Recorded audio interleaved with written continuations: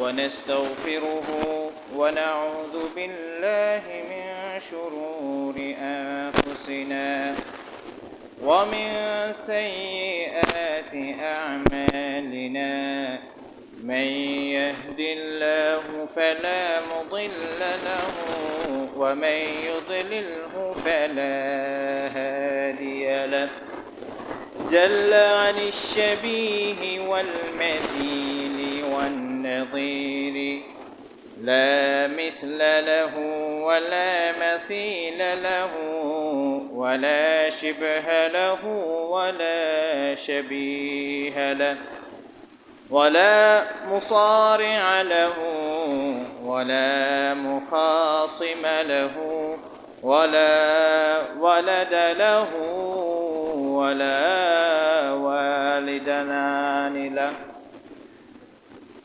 وأشهد أن محمدًا عبده ورسوله وخليله الذي أرسله بالحق بشيرًا بين يدي الساعة من يطع الله ورسوله فقد رشد ومن يعصهما فإنه لا يضر إلا نفسه ولا يضر الله شيئا أعوذ بالله من الشيطان الرجيم بسم الله الرحمن الرحيم وما آتاكم الرسول فخذوه وما نهاكم عنه فانتهوا واتقوا الله إن الله شديد العقاب أما بعد সকল প্রশংসা সকল তারিফ সেই মহান রবের জন্য যিনি আমাদেরকে সুস্থ রেখে জুমার দিনে আগে আগে মসজিদে উপস্থিত হওয়ার তৌফিক দিয়েছেন সেই মহান রবের দরবারে শুকরিয়া জ্ঞাপন করে বলি আলহামদুলিল্লাহ। সেই সাথে দুরুদ ও সালাম বর্ষিত হোক মানবতার মুক্তির দূত সৈয়দনা মুহাম্মদ সাল্লাল্লাহু আলাইহি ওয়াসাল্লামের ওপর। সম্মানিত উপস্থিতি, আজকে যে বিষয়টি নিয়ে আলোচনা করতে যাচ্ছি তা হলো কাইফিয়াতুল আযান ওয়া মা আখতাউহু, আজান দেওয়ার পদ্ধতি এবং আজান দিতে গিয়ে আমরা অনেকেই ভুল করে বসি। সেই বিষয়গুলো আজকে স্পষ্ট করার চেষ্টা করব ইনশাআল্লাহ। প্রথমেই শুরিআ আল আযানু বিল মাদিনাতি ফিস সানাতিল উলা মিনাল হিজরাতি আলাল আসাহহি, এই আজান শুরু হয় প্রথম হিজরি সনে, যখন আল্লাহর নবী তিনি মক্কা থেকে মদিনায় হিজরত করলেন। মদিনায় যখন তিনি আসলেন, সেই মদিনায় আসার প্রথম বছরে এই আজানের প্রচলন শুরু হয়। যেমনটি হাদিসে এসেছে আন ইবনে ওমর রাদিয়াল্লাহু আনহু, ইবনে ওমর রাদিয়াল্লাহু আনহু হতে বর্ণিত, কানা ইয়াকুল কানা আল মুসলিমুনা হিনা কাদিমুল মাদিনা, যখন মুসলিমরা মদিনায় চলে আসলো, ইয়াজতামিউনা ফাতাহাইয়ুনা আস-সালাতা লাইসা ইউনাদি লাহা, তারা প্রত্যেকে একত্রিত হতো। যখন তারা একত্রিত হতো তখন তারা সালাত আদায় করত। তখন সেই সময়ে আর আজানের ব্যবস্থা ছিল না। ফাতাকাল্লামু ইয়াওমান ফি যালিকা, তারপর একদিন সকলে উপস্থিত যখন হলো, প্রত্যেকে এই আজানের বিষয়ে কথা বলতে লাগলো, কিভাবে আমরা সালাতের জন্য মানুষদেরকে ডাকতে পারি। ফাকালা বা'দুহুম, তখন কিছু মানুষ বলল, ইত্তাখাযু নাকুসান মিথলা নাকুসিন নাসারা, তোমরা ঘণ্টা বাজাও যেভাবে খ্রিস্টানরা ঘণ্টা বাজায়। কেউ কেউ এই মত দিল যে ঘণ্টা বাজাও, খ্রিস্টানরা তো ঘণ্টা বাজালে সবাই তাদের প্রার্থনার জন্য একত্র হয়, তাহলে আমরাও ঘণ্টা বাজাই। আবার কেউ কেউ বলল বালবুকান মিথলা করনিল ইয়াহুদ, আবার কেউ কেউ বলল না, ইহুদিরা যেইভাবে শিংগায় ফুৎকার দেয়, মানে ওই গরুর শিং বা মহিষের শিং দিয়ে এক ফুৎকার দেওয়া যায়, আওয়াজ করা যায়, তো এইভাবে আমরা সালাতের জন্য ডাকতে পারি। সবাই এই বিষয়গুলো প্রত্যাখ্যান করলো। ফাকাল উমর, তখন উমর রাদিয়াল্লাহু আনহু বললেন, আওয়ালা তাবআথুনা রাজুলান ইউনাদি বিস-সালাহ, তোমরা একজন লোককে পাঠাও যে আজান দেবে, মানুষদেরকে ডাকবে সালাতের জন্য সে ডাকবে। ফাকালা রাসূলুল্লাহ, তখন আল্লাহর রাসূল বললেন, ইয়া বিলাল কুম ফানাদি বিস-সালাহ, হে বেলাল তুমি দাঁড়িয়ে যাও এবং সালাতের জন্য ডাকো।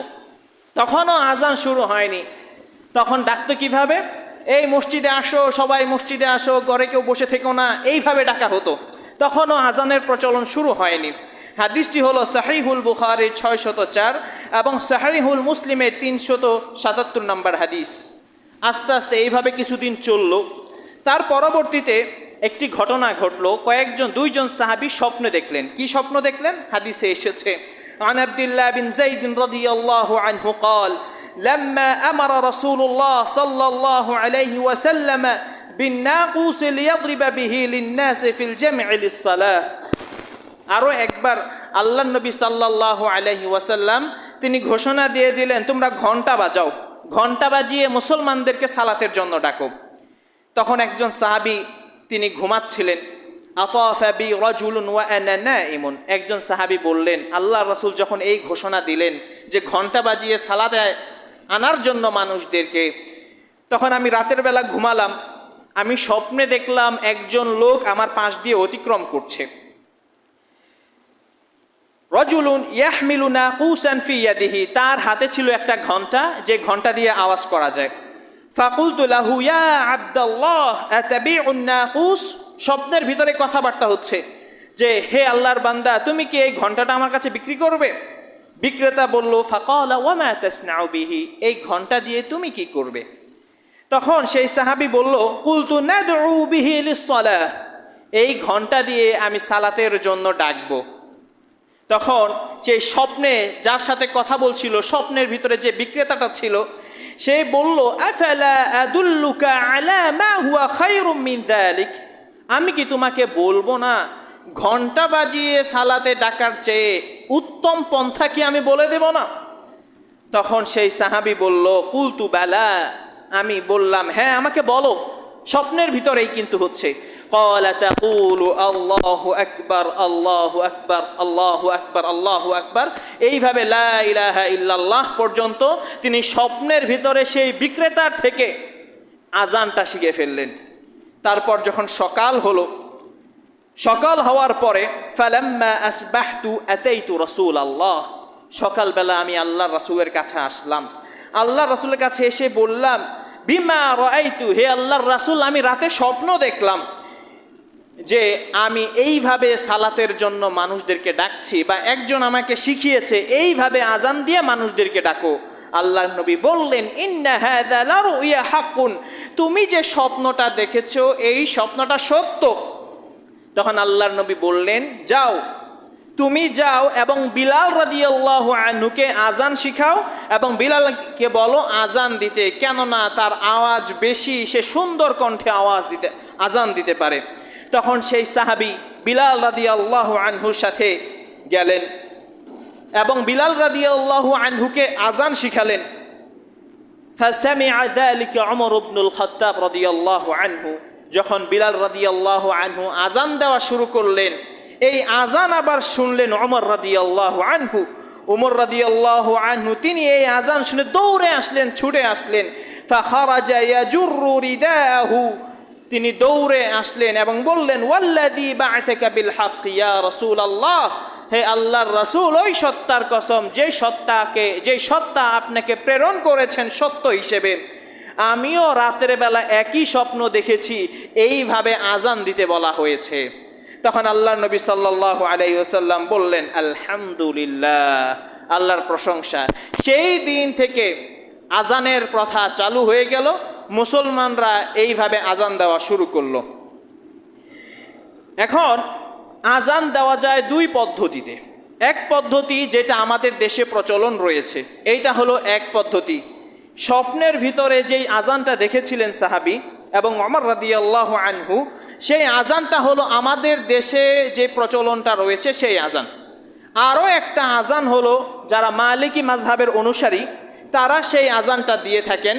সেই আজানটা আল্লাহ রাসূল সাল্লাল্লাহু আলাইহি ওয়াসাল্লাম এক সাহাবীকে শিখিয়ে দিয়েছেন।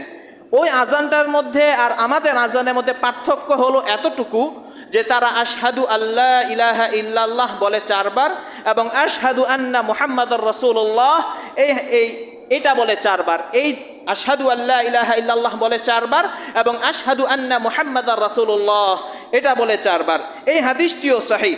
এই হাদিসটি হলো আবু দাউদের 500 এবং তিরমিজির 192 এবং ইবনে মাজার 709 নম্বর হাদিস।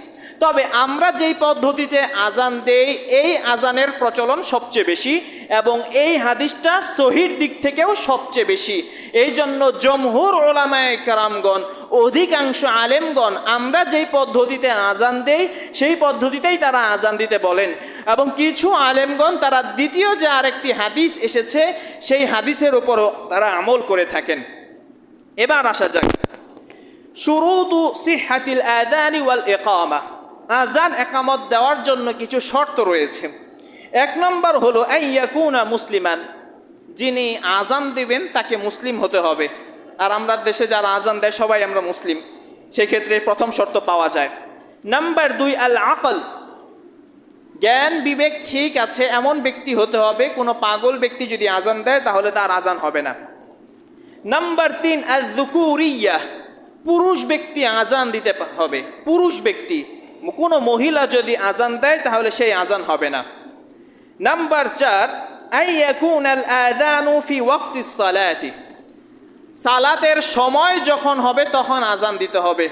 কেউ যদি সালাতের সময়ের আগে আজান দেয় তাহলে সেই আজান সহিহ হবে না। নাম্বার 5 আইয়াকুন আল আযানু মুরাত্তাবান ওয়া মুতাওয়ালিয়ান, আজান দিতে হবে আল্লাহর রাসূল সাহাবীদেরকে যেভাবে শিক্ষা দিয়েছেন প্রতিটা বাক্যের পর বাক্য মিল রেখে আজান দিতে হবে। কেউ যদি আজানে উলট পালট করে, অর্থাৎ কেউ বলল আশহাদু আল্লা ইলাহা ইল্লাল্লাহ এই বাক্যটা পরে বলল, আবার আশহাদু আন্না মুহাম্মাদুর রাসূলুল্লাহ এই বাক্যটি আগে বলল, তাহলে আজান হবে না। অর্থাৎ যেইভাবে পর্যায়ক্রমে আজান শিক্ষা দেওয়া হয়েছে সেই পদ্ধতিতে আজান দিতে হবে। তারপরে আসসিফাতুল মুস্তাহিব্বা, কিছু কিছু গুণ অর্জন করতে হবে। যারা আজান দিবে তাদের কিছু গুণ অর্জন করতে হবে। কি কি গুণ? 1 নম্বর হলো যখন তারা আজান দিবে আইয়াকুনা মুতাতাহহিরান মিনাল হাদাথিল আসগরি ওয়াল আকবরি, যখন তারা আজান দিবে তাদেরকে পবিত্র হতে হবে। পবিত্র হওয়া সুন্নাহ, পবিত্র অবস্থায়, অর্থাৎ কারো অজু নেই সেই ক্ষেত্রে সে অজু করে এসে আজান দিবে, এটা হলো সুন্নাহ। এখন প্রশ্ন হলো অজু ছাড়া আজান দিলে কি আজান হবে? অজু ছাড়া আজান দিলে আজান হয়ে যাবে, সেই ক্ষেত্রে অসুবিধা নাই, কিন্তু যিনি মুয়াজ্জিন হবেন তার সওয়াবে কমতি হবে। তারপরে নাম্বার 2 আইয়াকুনা আদলান আমিনান, যিনি আজান দিবেন তিনি ভালো মানুষ হওয়া, ভালো ব্যক্তি হওয়া, সৎ ব্যক্তি হওয়া, এই গুণ অর্জন করা। আইয়াকুনা বালিগান আকিলান, প্রাপ্তবয়স্ক হওয়া, কমপক্ষে 10 থেকে 12 বছরের বেশি হওয়া। এমন ছোট্ট বালক যেন আজান না দেয় যে আজান সম্পর্কে কিছুই বুঝে না। এমন ছোট্ট বালক আজান দিলে আজান হয়ে যাবে, কিন্তু সুন্নাহ হলো প্রাপ্তবয়স্ক দেওয়া।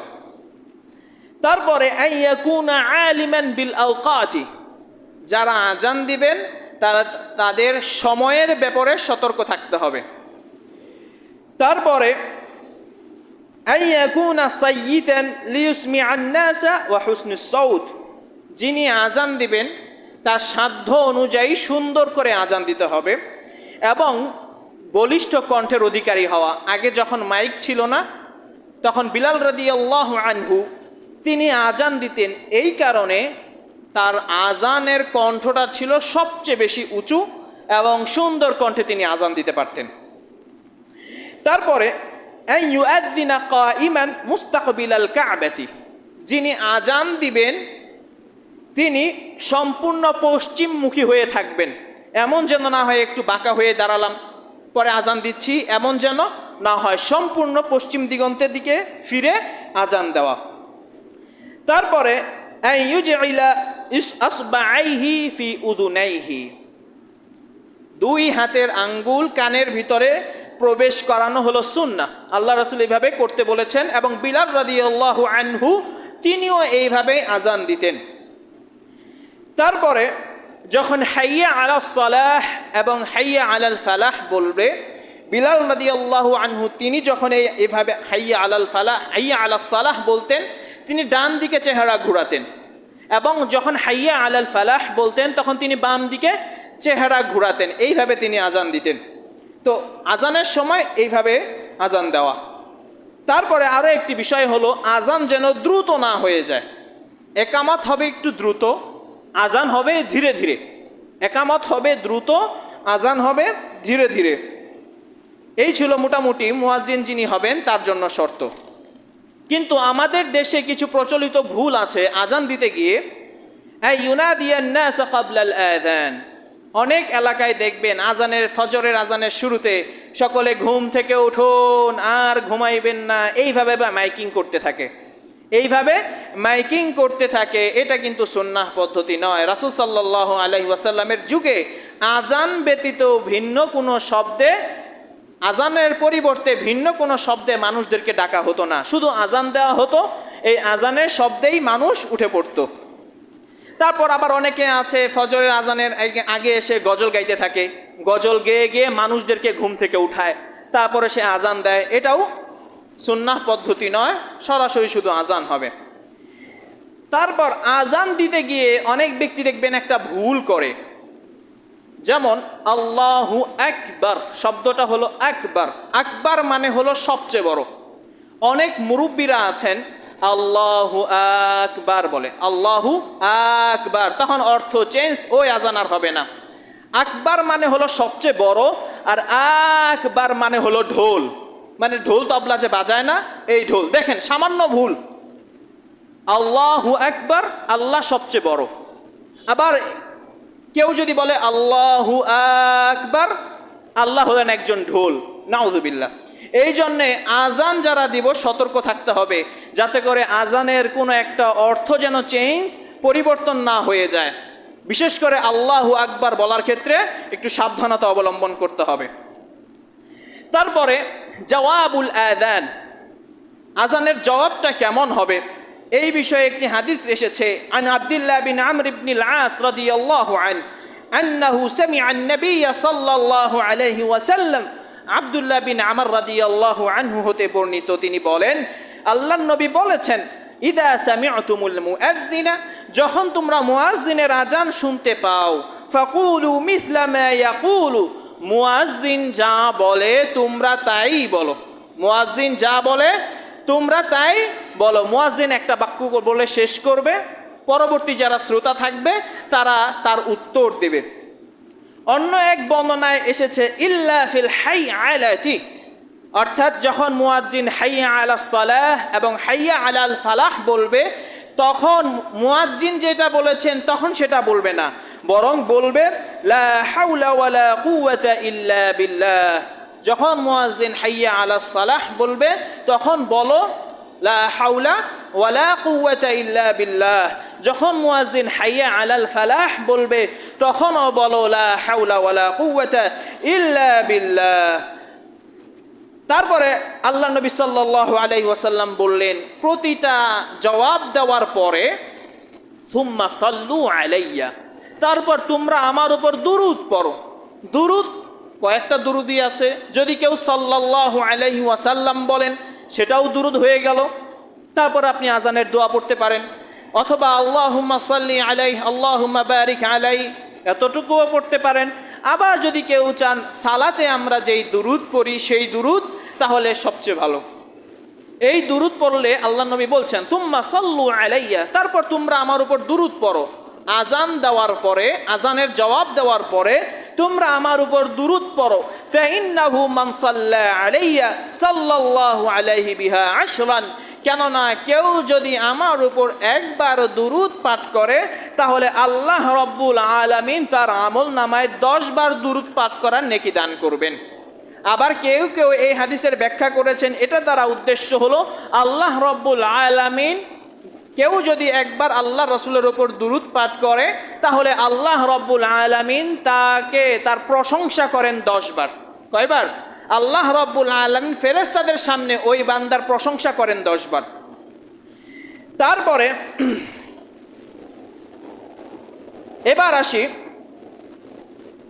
যখন মুয়াজ্জিন আশহাদু আল্লা ইলাহা ইল্লাল্লাহ আশহাদু আল্লা ইলাহা ইল্লাল্লাহ আশহাদু আন্না মুহাম্মাদার রাসূলুল্লাহ আশহাদু আন্না মুহাম্মাদার রাসূলুল্লাহ, এই যে শাহাদাত আছে, দুইটা শাহাদাত, আশহাদু আল্লাহ ইলাহা একটি এবং আশহাদু আন্না মুহাম্মাদার রাসূলুল্লাহ একটি। আল্লাহর নবী সাল্লাল্লাহু আলাইহি ওয়াসাল্লাম তিনি বলছেন, মান ক্বালা হিনা ইয়াসমাউল মুআদ্দিনা ইয়ানি বা'দা ফারাগিশ শাহাদাতাইন, দুই শাহাদাত বাক্য মুয়াজ্জিন যখন বলবে, অর্থাৎ আশহাদু আল্লা ইলাহা ইল্লাল্লাহ আশহাদু আন্না মুহাম্মাদার রাসূলুল্লাহ, মুয়াজ্জিন যখন আশহাদু আন্না মুহাম্মাদার রাসূলুল্লাহ বলে, তখন কেউ যদি বলে দুই শাহাদাত শেষ করার পরে, দুই শাহাদাত শেষ করার পরে কেউ যদি বলে আশহাদু আল্লা ইলাহা ইল্লাল্লাহু ওয়াহদাহু লা শারীকা লাহু ওয়া আন্না মুহাম্মাদান আবদুহু ওয়া রাসূলুহু রাদিতু বিল্লাহি রাব্বান ওয়া বিমুহাম্মাদিন রাসূলান ওয়া বিল ইসলামি দীনান গুফিরা লাহু যামবুহু, কেউ যদি দুই শাহাদা বাক্য পাঠ করার পর এই দোয়াটা পড়ে, আল্লাহর নবী বলছেন গুফিরা লাহু যামবুহু, তার যে সগীরা গুনাহগুলো আছে, ছোট ছোট গুনাহগুলো আছে, আল্লাহ রাব্বুল আলামিন তার ছোট গুনাহগুলো মাফ করে দিবেন। হাদিসটি হলো সাহিহুল মুসলিমের 376 নম্বর হাদিস। তারপরে অনেক ব্যক্তি আছে, দেখবেন অনেক জায়গায় এমনটা আছে যে মুয়াজ্জিন সাহেব যখন তিনি আজান শেষ করেন, আজান শেষ করার পরে তিনি মাইকের সামনেই আবার দোয়া পাঠ করতে থাকেন যে আল্লাহুম্মা রাব্বা হাযিহি দাওয়াতি তাম্মা, মাইকেই তিনি এইভাবে জোরে জোরে দোয়া পাঠ করতে থাকেন। এইভাবে পাঠ করতে কোথাও বলা হয়নি, সবাই স্বাভাবিকভাবে ব্যক্তিগতভাবে পড়বে, আওয়াজ দিয়ে উচ্চ স্বরে যেন না হয়।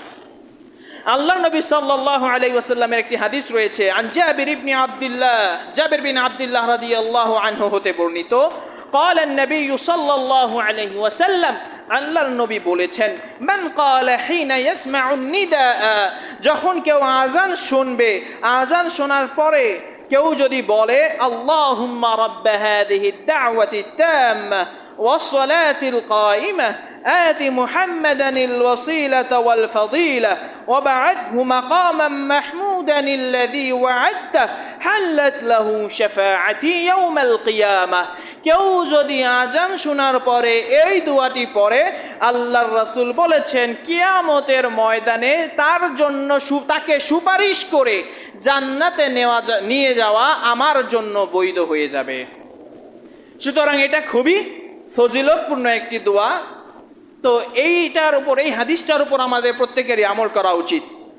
কিন্তু এই হাদিসটার উপর আমল করতে গিয়ে আমরা আরও একটা ভুল করি। কেমন ভুল? যেই দেখবেন বর্তমানে যে আমাদের টিভি আছে, টিভিতে আজান শেষ করার পরে দোয়াটা পড়ে, এই দোয়াটাই পড়ে, এই দোয়াটা পড়তে গিয়ে কিছু শব্দ বাড়িয়ে দেয়, যেমন ওয়াদ-দারাজাতুর রাফিআ, এই যে ওয়াদ-দারাজাতুর রাফিআ, এই শব্দটি কোনো হাদিসে নেই। ওয়াদ-দারাজাতুর রাফিআ, এই শব্দটি কোনো হাদিসে নেই। তারপরে আমরা অনেকে আরও একটি শব্দ বৃদ্ধি করে, সেটি হলো ইন্নাকা লা তুখলিফুল মিআদ। এই ইন্নাকা লা তুখলিফুল মিআদ, এই শব্দটি যদিও হাদিসে এসেছে, যেমনটি বাইহাকির 296 নম্বর হাদিস, এই হাদিসটির মধ্যে আছে ইন্নাকা লা তুখলিফুল মিআদ, এই শব্দটা, এই বাক্যটা আছে, কিন্তু ইমাম আলবানী রাহিমাহুল্লাহ তিনি বলছেন হাদিসটি হলো শায। শায মানে হলো সহি, ঠিক আছে, কিন্তু সাধারণত শায হাদিসের ওপর আমল করা হয় না, বরং যেইগুলো শায ব্যতীত যেই হাদিসগুলো আছে সেইগুলোর ওপর আমল করতে হয়। তাহলে সেই ভাষ্য অনুযায়ী যারা ইন্নাকা লা তুখলিফুল মিআদ এবং আদ-দারাজাতুর রাফিআহ বলছে, তাদেরটা সঠিক নয়। তবে ইন্নাকা লা তুখলিফুল মিআদ কেউ যদি বলে, তাকে বলা যাবে না যে সে সঠিক করেনি, সঠিক করেছে, কিন্তু এর ওপর আমল করা থেকে বিরত থাকাই উত্তম।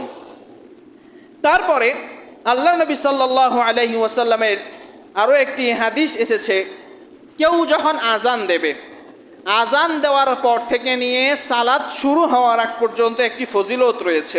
কামা ফিল হাদিস, যেমনটি হাদিসে এসেছে, আদ-দুআউ লা ইউরাদ্দু বাইনাল আযানি ওয়াল ইকামা, যখন আজান দেওয়া হয়, আজান দেওয়ার থেকে শুরু করে একামত দেওয়ার আগ পর্যন্ত কেউ যদি দোয়া করে, সেই দোয়া আল্লাহ রাব্বুল আলামিন ফিরিয়ে দেন না। অর্থাৎ কেউ যদি আজানের পরে দোয়া করে, সেই দোয়াটা যদি হয়ে থাকে আজানের পর থেকে নিয়ে একামত পর্যন্ত, এর মাঝখানে সেই দোয়াটা করেছে, আশা করা যায় তার দোয়া আল্লাহ রাব্বুল আলামিন কবুল করবেন। কেননা হাদিসে এসেছে, এই হাদিসটি হলো আবু দাউদের 521, তিরমিজির 212, ইবনে খুজাইমার 525 নম্বর হাদিস।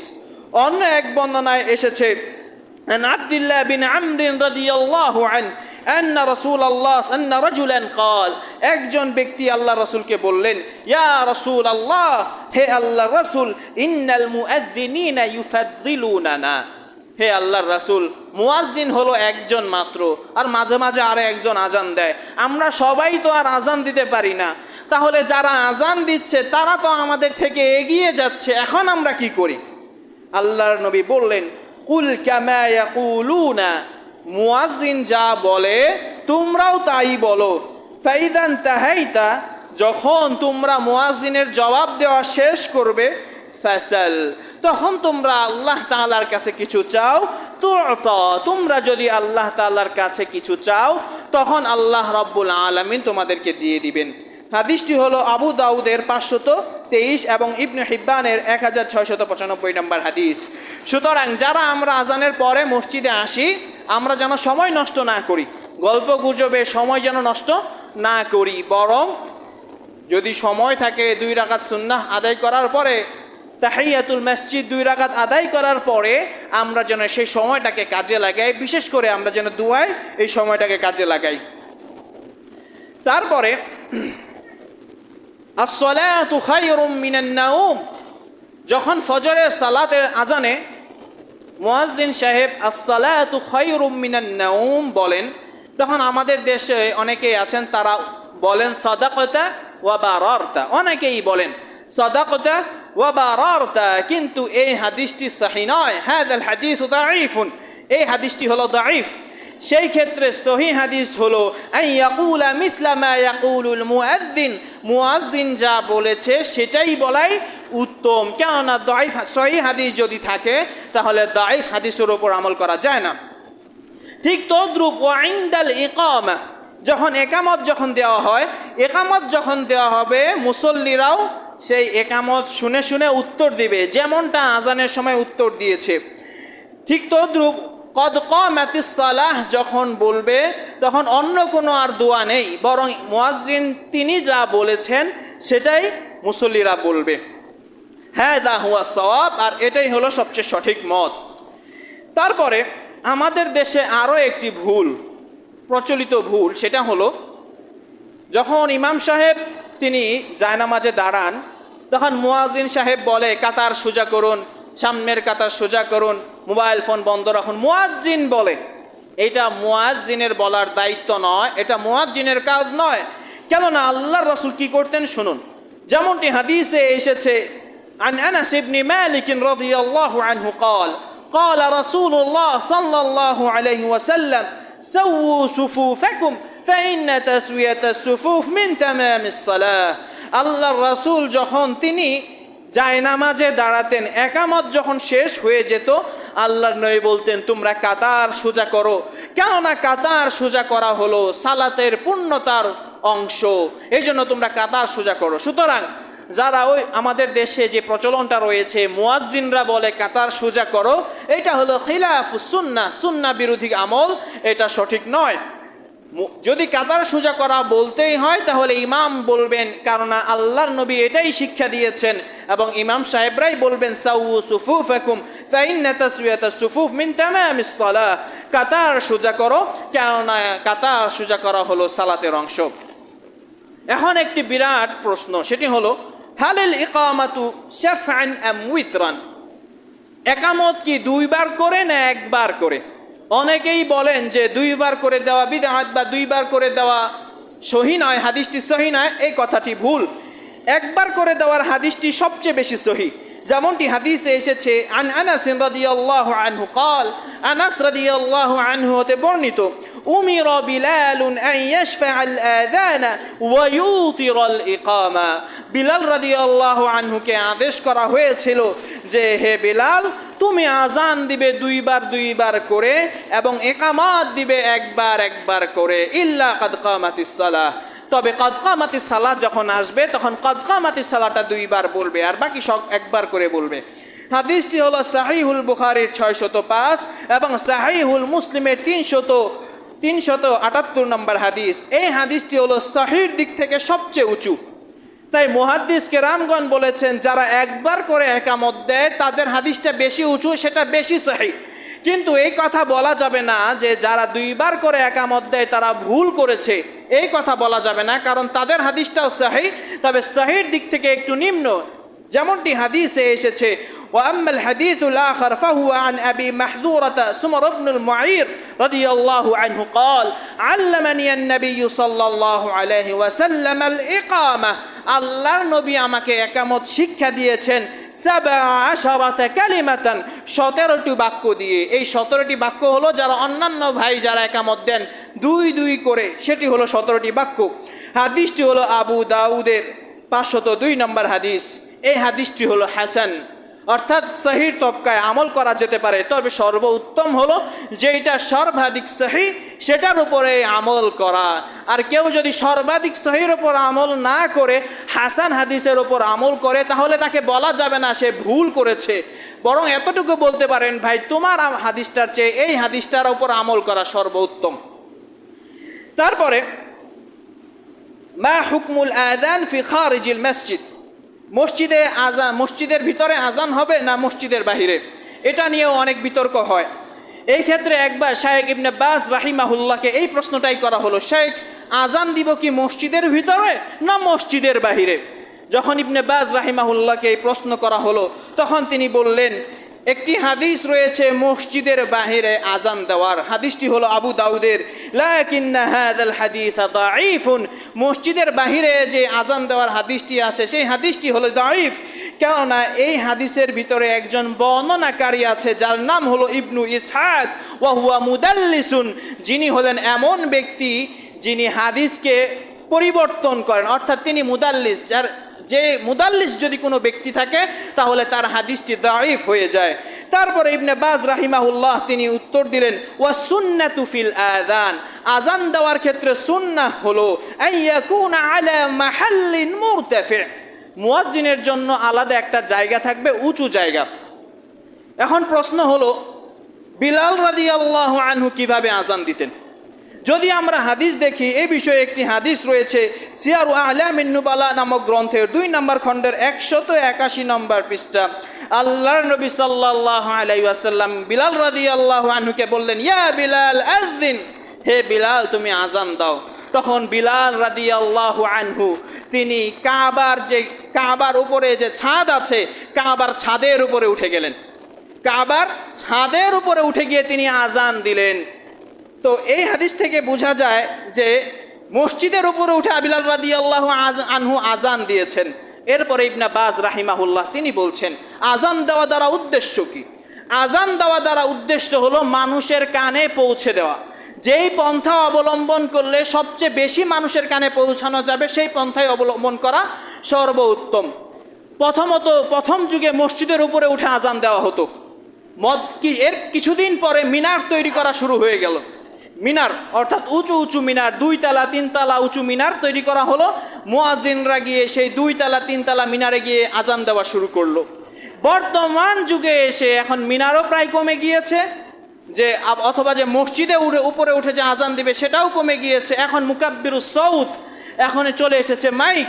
এখন এই মাইক দিয়েই দেখা যায় যে সব জায়গায় আজান পৌঁছানো সম্ভব হয়ে গিয়েছে। সুতরাং এই বিষয়গুলো নিয়ে বিতর্কে না জড়ানোই উত্তম। তারপরে আল আযান ওয়াল ইকামাতু ফারদু কিফায়া, আজান এবং ইকামাত হলো ফরজে কিফায়া। ধরে নিন মসজিদের ভিতরে সালাত জামাতের সাথে সালাত আদায় করা হয়ে গিয়েছে, কোনো একজন ব্যক্তি সে পরে আসলো, এখন কি সে আজানও দিবে আবার ইকামতও দিবে, নাকি শুধু ইকামত দিবে, নাকি দুইটার একটাও দিবে না? সেই ক্ষেত্রে একটি হাদিস এসেছে, একজন সাহাবী তিনি একবার মসজিদে ঢুকলেন, দেরি করে এসেছেন।